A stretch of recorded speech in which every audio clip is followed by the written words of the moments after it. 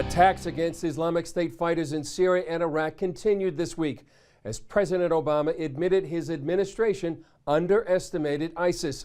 Dale Hurd has that story. U.S.-led coalition forces have carried out more airstrikes on Islamic State positions in northern and eastern Syria today.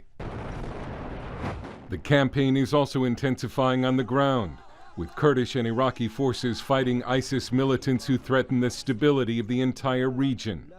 CBS 60 Minutes asked President Obama why his administration was caught off guard. Our head of the intelligence community, Jim Clapper, has acknowledged that I think they underestimated what had been taking place in Syria. I mean, he didn't just say that we underestimated ISIL. He said we overestimated the ability and the will of our allies, the Iraqi army, to fight. That's true. That's absolutely true. The president described ISIS as a cancer, but House Speaker John Boehner is warning that the president's military strategy won't work. If the goal is to destroy ISIS, as the president says it is, I don't believe the strategy that he outlined will accomplish that. At the end of the day, I think it's going to take more than airstrikes to drive them out of there. At some point, somebody's boots have to be on the ground. That's the whole point. Meanwhile, National Review magazine is accusing the administration of making up a terrorist entity it calls the Khorasan Group.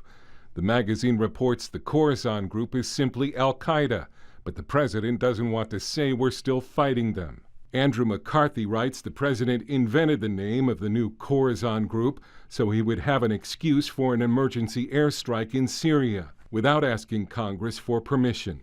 One part of the administration's strategy is to back the Free Syrian Army, and it's a risk. Well, the Free Syrian Army, clearly we're putting our money on them to be able to deal with ISIS. Certainly it is a short-term gain for the Assad regime, the fact that we are using the Free Syrian Army and we're attacking ISIS. Speaker Boehner warns that this is a war America has to win. We have no choice. These are barbarians. They intend to kill us. And if we don't destroy them first, we're going to pay the price. Dale Hurd, CBN News. Meanwhile, ISIS is closing in on Baghdad. That's the word from Anglican priest Andrew White. In an interview with Fox News, White says ISIS has been advancing against Iraqi army troops and could be as close as 5 miles out.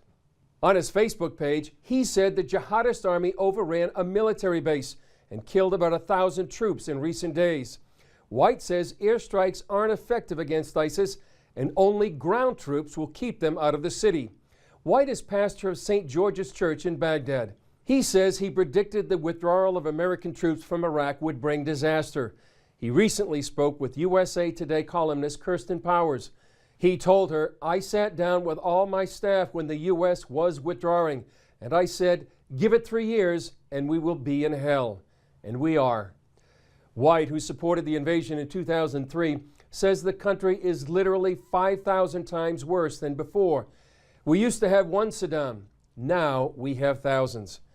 He said he used to tell his congregation not to leave, but he can't anymore because if they stay, they might not be alive much longer.